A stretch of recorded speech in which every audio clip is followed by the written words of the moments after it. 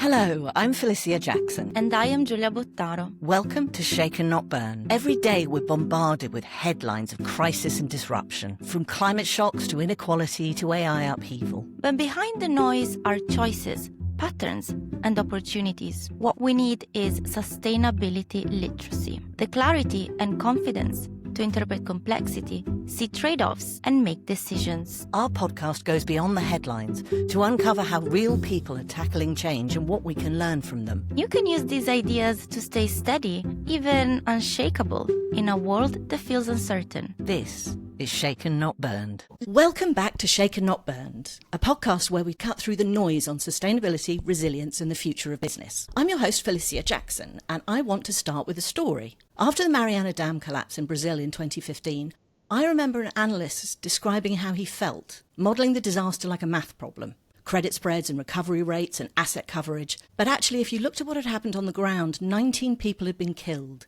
entire communities destroyed, and mud flowed 650 kilometres downriver. So that story captures deeper truth. Traditional finance has always treated environmental and social issues as catastrophes, as ex-post financial shocks to be priced in. What they're basically doing is privatising profits whilst socialising losses. Perhaps the first thing we need to do is take a step back. Are we talking about traditional finance versus sustainable finance? Are we talking about why people changed their minds about what they were doing? Are we talking about how we redesigned financial systems so that they're fit for purpose in the 21st century? Or should we be talking about ESG? So for more than a decade, ESG has been talked about as the way to align finance with sustainability. The trouble is they're not the same thing. ESG is a framework for measuring corporate risk exposure and disclosure. Sustainable finance is something much bigger. It's about how capital is governed, how it's allocated and why, and how it can be directed in ways that prevent harm, build resilience, and enable the development of long-term value. To put it bluntly, ESG has often meant we now have the data to measure after the fact, while sustainable finance is possibly framed as a way of shaping outcomes before disaster strikes. So that distinction really matters today because we know how much ESG is under fire. Heavily politicised in the US, that's spreading into Europe and the UK.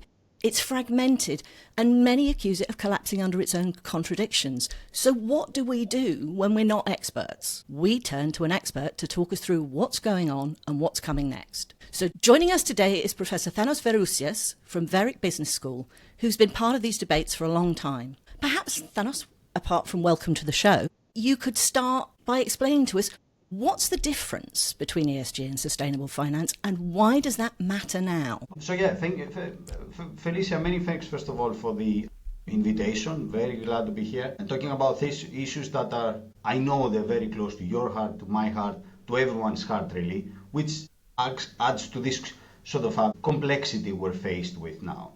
So just to tackle your question, what is the difference between ESG and sustainable finance? ESG effectively is nothing else than a set of tools, a set of measurements that we've, people, academics, consultants have developed that came up had one proposition. How do we use these tools to effectively influence or more likely forecast more accurately financial returns? So can we use E or S or G to sort of be able to improve the way we sort of forecast the future as far as the economy is concerned? Where sustainable finance is something different. Is what we want to be in the future. How do we get there? What is our trajectory towards a sustainable future? And obviously there's definitions of what do I mean by sustainable? Do I only refer to climate? Do I refer to the environment in general? Do I refer to social issues as well as environmental issues? And obviously there's the G part, which is the governance part. A lot of people will say it doesn't really fit in this equation because you can't imagine a good company without good governance anyway. So the G was always there. It's just the E part and the S part that we've added later on. So that to me is a really interesting thing, because one of the things I've heard is that those companies that report strongly on environmental and social issues tend to have good governance anyway. You talk about this, how do we describe sustainability?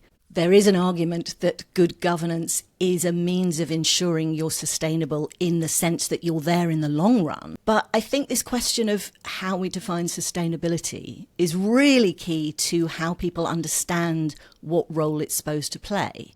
because I think I want to get to this conversation about the pushback on ESG. One of the big things that sort of kicked it off in the States was DEI. One of the things that's really weird about that is that if you don't have DEI, you will probably not have boardrooms with a lot of people with different backgrounds and different ways of thinking. Why is it that it's all gone horribly wrong? You know, back in 2017, there was this huge wave of optimism. Corporates were pledging towards net zero. I know we've got these geopolitical issues and there's a cost of living crisis, but is this something to do with time horizons? Is it policy? What is going on? I guess what's going on, to borrow a term that I know is very close to your heart, is ESG is shaken, not burned. So in that sense, where are we now? We're in what I would call a sustainability correction rather than a sustainability recession. What we've had for a number of years, we've had a number of factors that gave a very big push to ESG and sort of to accumulation of interest around ESG. First of all is we had cheap money, so interest rates were relatively low, so it was easy in a way to make mistakes if you think about it. So okay. You could afford to do that. At the same time, we had a very big push from the society itself for more sustainability. And then obviously that was picked up by the marketing departments, picked up by investment banks, by people that were in that space, and that was very quickly translated into products. And these products were marketed as effectively sustainable products, ESG, whatever, you name it, they will have it. And then obviously what we had on top of that, we had a large chunk of it was reputational risk. So we had companies, banks, insurance businesses that were effectively had to be on this ESG train, because not being on the ESG train meant that they were carrying too much reputational risk on their own.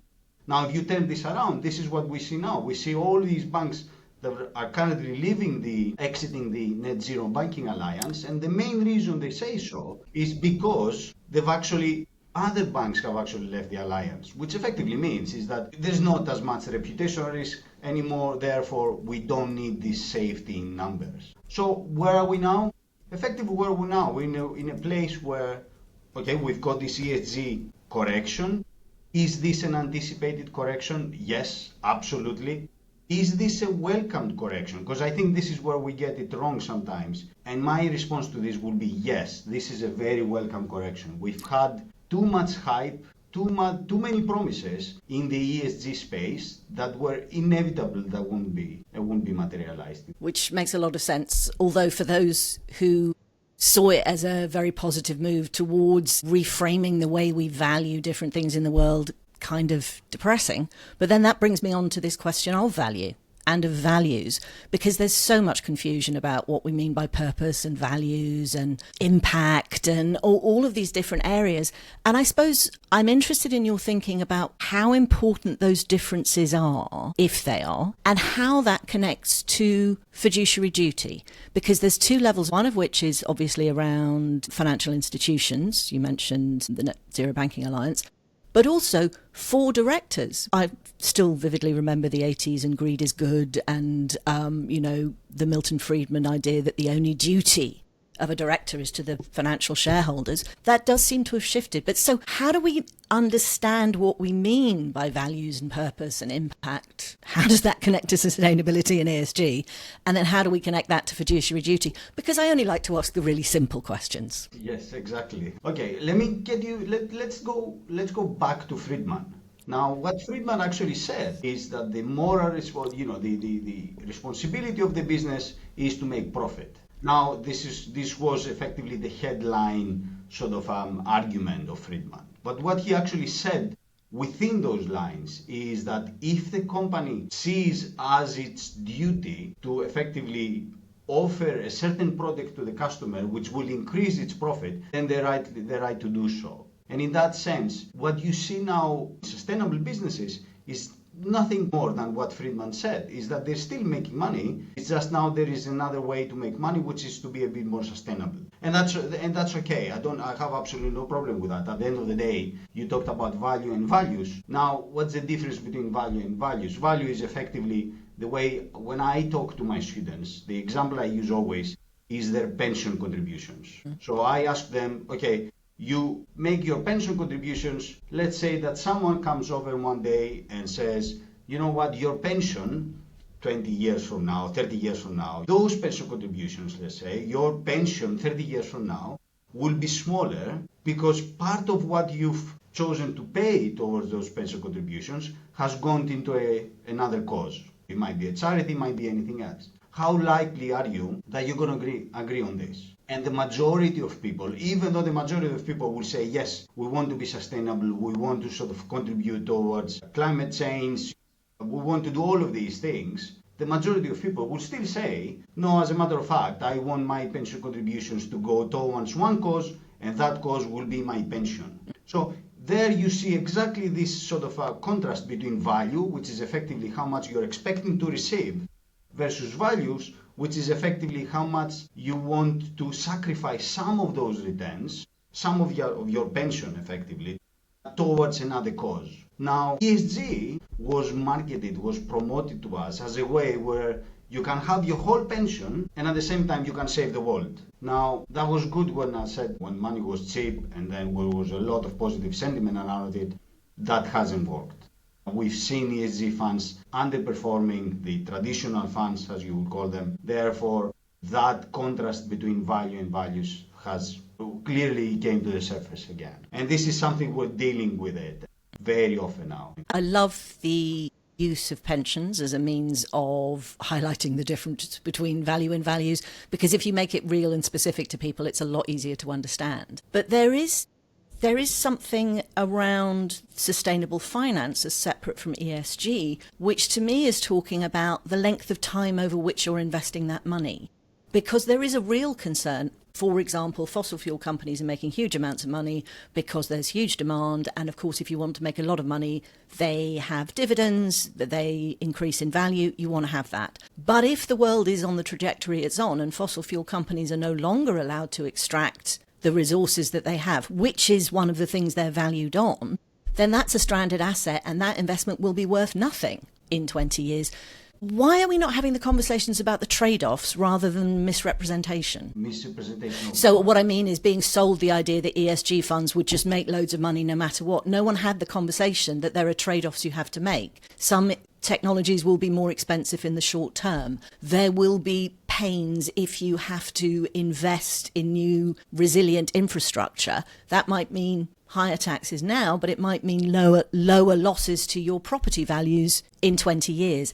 And I don't see that as part of the conversation. Am I missing something? Not at all. What we're missing, all of us, is that conversation you said. That is, even from the early days, there were some calls amongst academics, amongst people who are in the industry, that this approach we've adopted is effectively nothing else than saying we created a smoke screen. And that smoke screen was to sort of blame companies for short-termism, blame companies for the pollution they've created, without really talking about the core of the subject, which is effectively there is some negative externalities. So when one company does something effectively and it doesn't pay for it, then someone else will have to pay for it.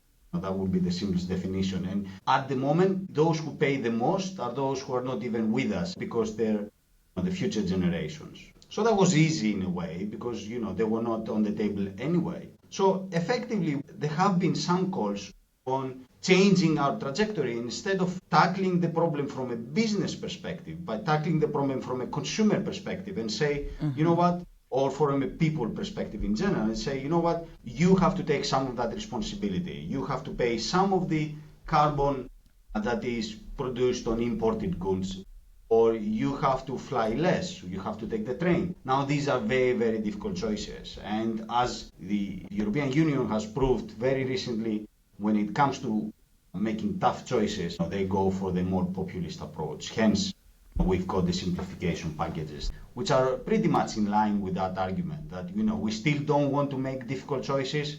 Yeah. So let's pass on the baton to someone else. I am really interested in this shift from business responsibility to consumer responsibility, because while you are right to say that consumers are being told they need to fly less, eat less meat, blah, blah, blah, it's often represented as a very binary choice, not necessarily one where it's do less of this do more of that. Yeah. So it's been presented in a way that I think is very negative for consumers. But I also think it's interesting that when you look at the history of the Industrial Revolution and the companies that drove most of it and what they folded into and the companies that are still around today, it is a relatively small number of companies that are responsible for a large part of certainly energy-related emissions. You know, we talk a lot about how companies respond to consumer demand, but consumer demand is shaped by what's in front of them, what's offered, and what people do. How do we connect that consumer responsibility with business responsibility and get policymakers to understand that this is a system that perhaps needs to be intervened with rather than allocating blame? Yeah, exactly. You know, it's not about politics as such, but in the sense it's about a different interpretation of what we consider sort of a regulatory duty, if you think about it. So there is the American approach that says, okay, my duty as a regulator here is to inform people, and given that I'm able to inform them, they can make informed decisions. Therefore, it's their responsibility to choose A over B or the other way around. What we've adopted as a European Union and the UK together is not just to inform people, but to effectively try to impose some sort of lifestyle, if you want to think about it like that.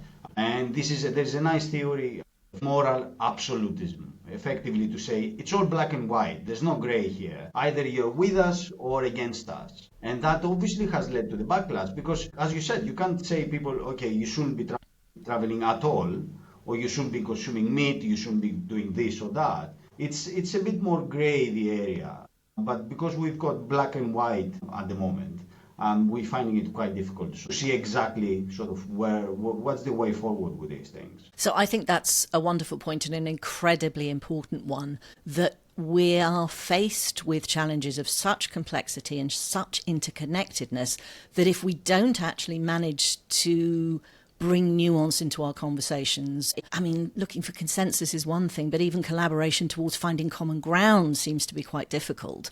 But it leads me to a question, the fact that you're relating this to regulatory duties and our understanding of them, because I mentioned earlier my interest in fiduciary duty, because obviously for a lot of listeners, they work in businesses, they need to know what it is they have to do. But how on earth do you do this in practice when there are clashes in approaches? So I'm thinking specifically about the US and when BlackRock was listed by Texas because they saw its ESG approach as boycotting fossil fuels. I mean, it's obviously lifted the ban because changes have happened and ESG is not being talked about in the same way. But the People's Pension in the UK pulled 28 billion from State Street because it wasn't aligned with climate stewardship. So what are you supposed to do when you have these contradictory pressures?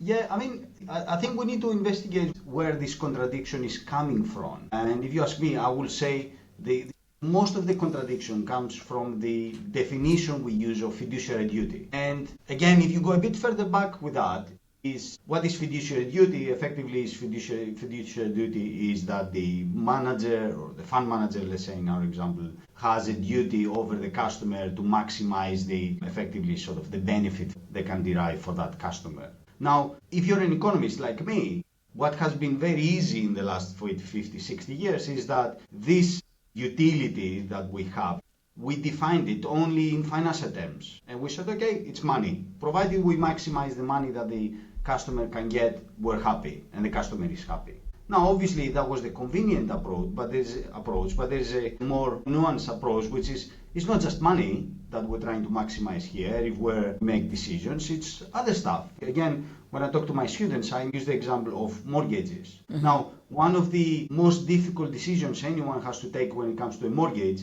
is whether to repay the mortgage in full or not. Most people would repay the mortgage in full, even though most of the times it's uneconomically not sound to actually repay the mortgage in full. Now, why do they do it? Because they have a part of a utility, part of a benefit in a way that is not financial, it's something else, which is their peace of mind, that they want to be homeowners and all that stuff.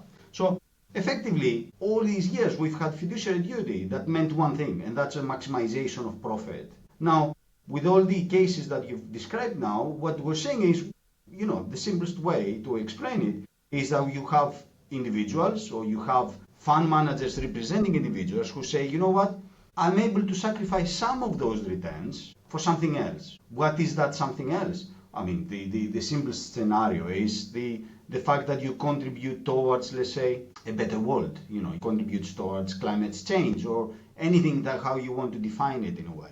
So the problem, if you ask me, the problem here is we had a very strict, a very fixed definition of fiduciary duty. And because of that, we were not able to say what else could go in that box other than financial benefits. In my writings, I've called this a great values matching, which effectively means nothing else than you see investors or individuals that match their values with the people that represent their money. They take care of their money, and that's exactly what has been happening. Primarily in Europe, some of those examples you can find them in the US. I've been having conversations which are leading me to believe that certainly in Asia, the pushback on ESG is not happening because there's so much need for adaptation and the problems are so in your face that it's not really having the same impact. Yeah. So do you think when it comes to this alignment, when it is about individual alignment and values alignment, are we in the process of seeing genuine structural change in the way in which we define fiduciary duty or the way in which we define value or do valuation? Or do you think it's still mostly symbolic? Actually, my response will be somewhere in the middle. So we're in the process, but we're at the beginning of this process. And again, I've thought about this when I read the literature on this, is there's two parallel streams here. One is what you've mentioned already. Okay, you've got fund managers, and fund managers effectively express the wishes of their customers, of the investors, via their decisions, their own decisions. And another thing that has been happening in parallel to this is that you have large fund supermarkets, Vanguard, let's say, is one example, where they've given more power to investors to express their voice. So now you can vote pro-ESG as your default option on all your investments, on your passive investments. So to me, that is a slow, it's happening, change in the shareholder model. Because it used to be that the shareholders were passive, you wouldn't really do anything with this. Whereas now there is a bit more power to the shareholder to effectively being able to voice their concerns or what their requests, even via a fund supermarket, which is the most difficult thing to do if you think about it. Because it's about the democratization of access to investment, knowledge and agency. There are so many tensions between how we're moving forward, who has the agency, who has the control, who is making the choices. One of the things that springs to mind, and this brings me back to my earlier question about trade-offs, what are the core tensions we're seeing? Is it between control of investment by bodies or by individuals? Is it the tension between short-term financial performance and long-term value? Or is it really as simple as the tension between financial return and moral values? So first of all, I think one of the biggest misunderstandings I've seen in the sustainable finance spectrum, if you will, is the fact that ESG or sustainable finance is about long-term value creation, whereas not ESG, the opposite of ESG is about short-term profitability. That's not actually the case. Short-termism is not a characteristic of oil and gas companies, say. I mean, if you think about it, these companies, they've got forecasting models 30, 40, 50 years in the future. They invest on R&D very heavily, and we are actually in a period where R&D investment is at its highest levels anyway. So it's not that these guys are thinking short-termly. What they are doing, though, is obviously that they're not pricing externalities, negative externalities. Bluntly, a lot of the R&D has been into how to extract more oil more financially effectively. How can we create new markets that use fossil fuel, whether it's plastics or pharmaceuticals or whatever it might be, in the full knowledge, because the fossil fuel companies had the strongest data for the longest time, that their actions are actually negatively affecting not just the world and people who are living on it, which is where you would go on the values front, but also their ability to function as a company in the long term, which would be the value front.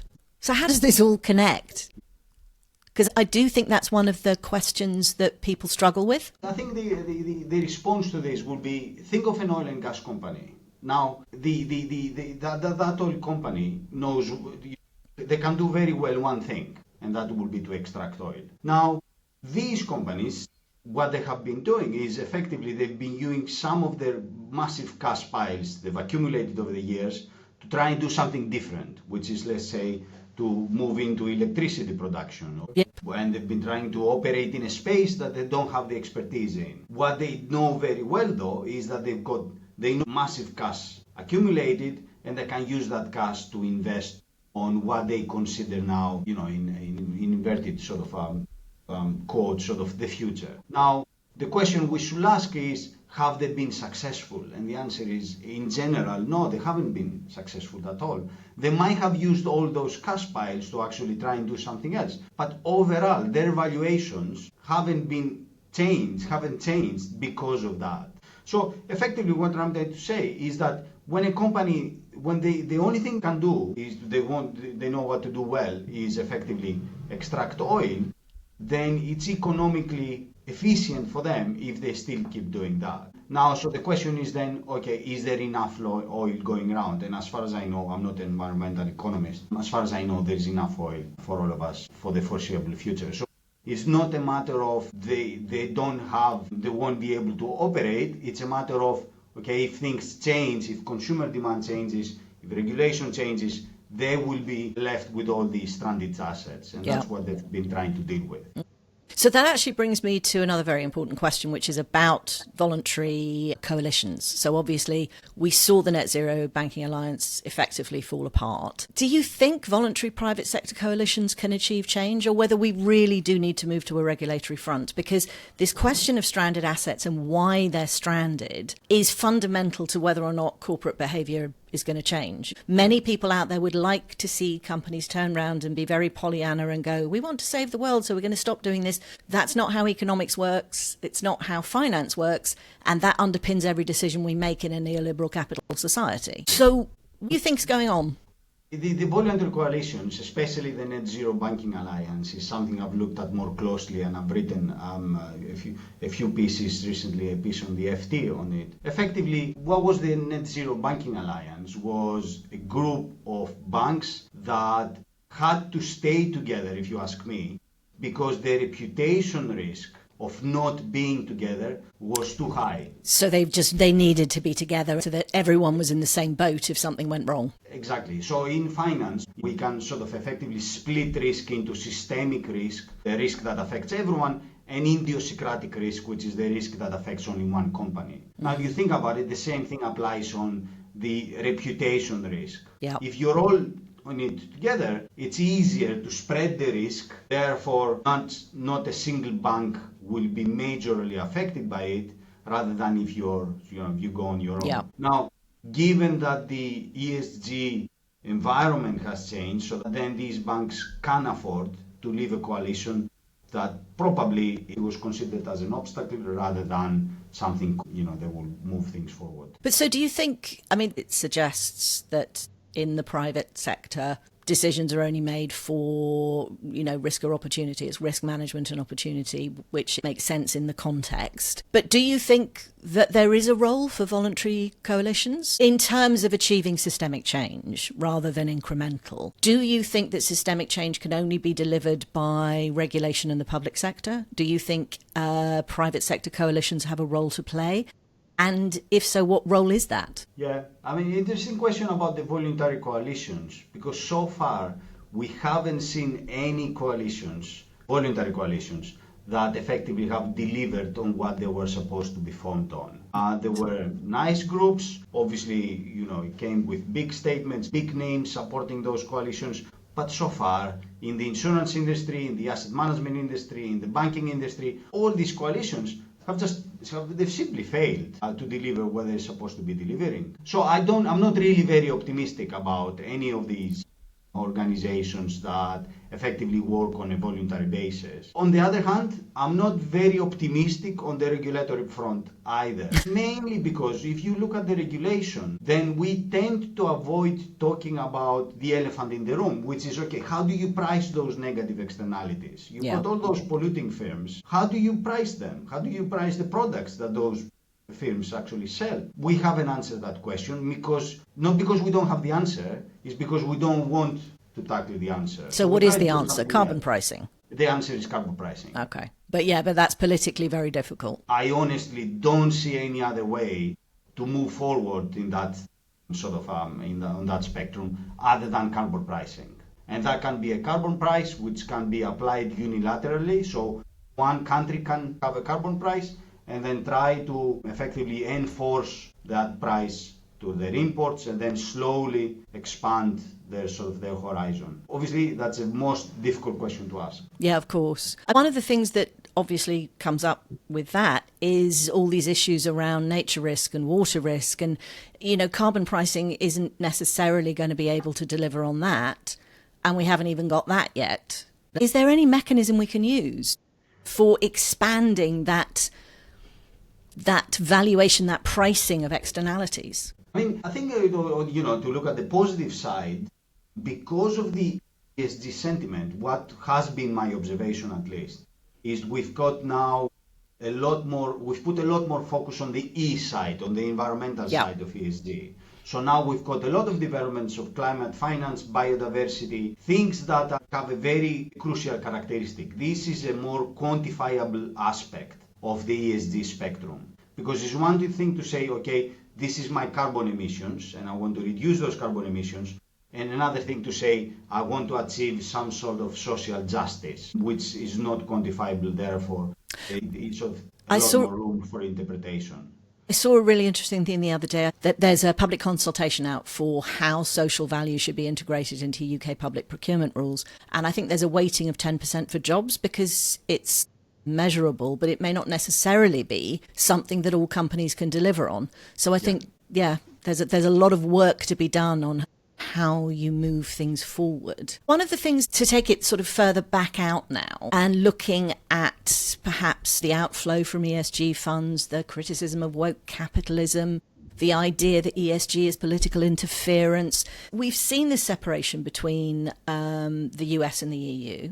We've seen the UK start out more on the EU side. Now it seems to be talking more on the US side. But what that raises for me is how we actually manage these problems in a fragmented environment, in a fragmented horizon.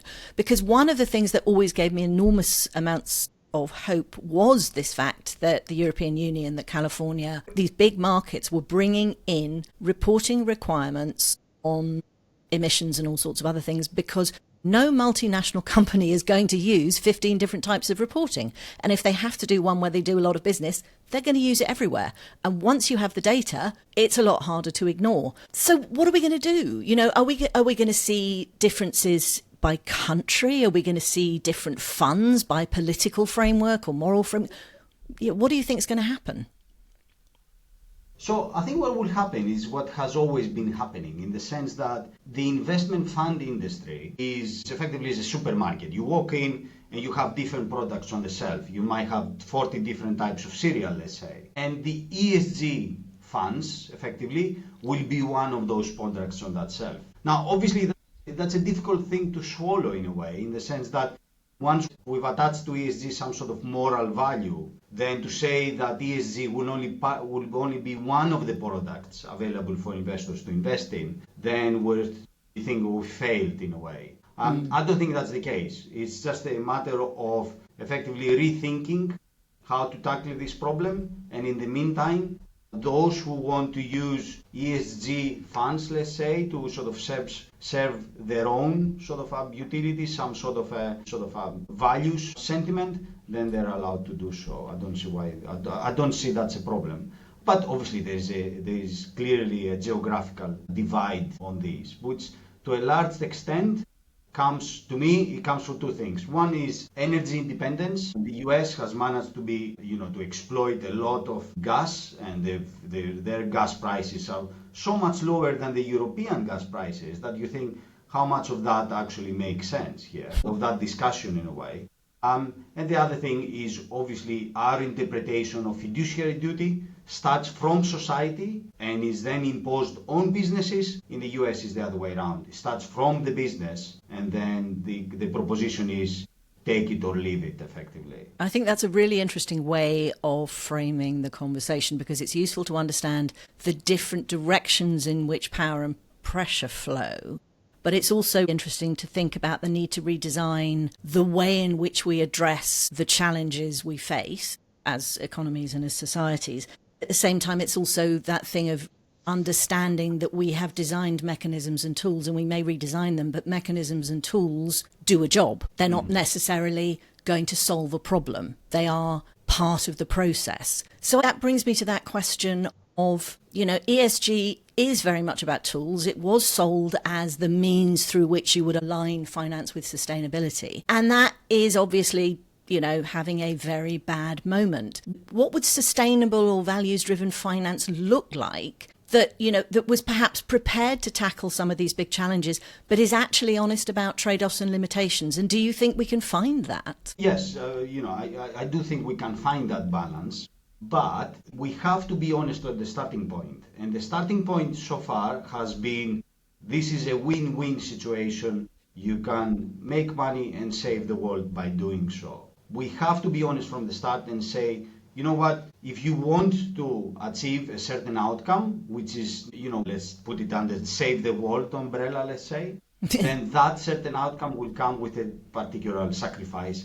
That will be a financial sacrifice. And I'm convinced that people will be happy to do that. The majority of people will be happy to say some of that sort of benefit can go towards sort of this non-pecuniary benefit. But we haven't been honest. Marketing sort of campaign wasn't particularly honest in that respect. I suppose it's not actually helped by the fact that politicians don't want to talk about sacrifice either, so they have not entirely pushed that forward.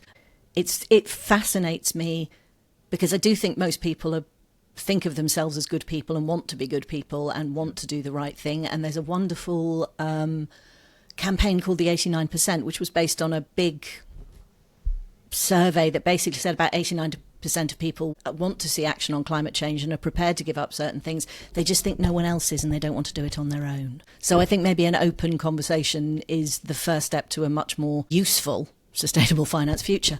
But I think my final question for you is going to be, what questions aren't we asking in today's debates about ESG and sustainable finance that we should be asking? Yeah, that's a difficult one, I have to say. So effectively, if you think about it, if we're thinking about what questions we should be asking, is we should be asking ourselves two main questions. One is, how do we price those negative externalities? And then second, which to me is very, very important, how do we bring on the table those that are not currently represented on the table? Because the easiest thing for us will be to ignore future generations. What has been happening is that we've actually been living a nice life effectively at the back of those future generations because they were not represented on the table.